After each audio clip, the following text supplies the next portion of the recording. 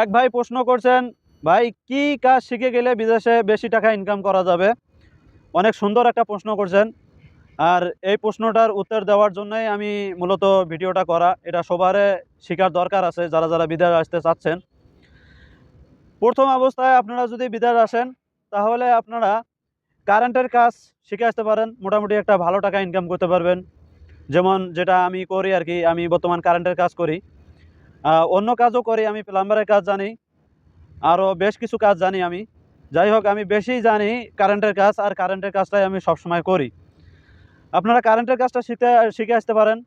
তারপরে হচ্ছে যে প্লাম্বারের কাজ, তারপরে টাইলসের কাজ, জিপসাম বোর্ডের কাজ, এরকম বেশ কিছু টেকনিশিয়ানের কাজ আছে, যেগুলো আপনারা শিখে আসলে বিদেশে ভালো একটা টাকা ইনকাম করতে পারবেন।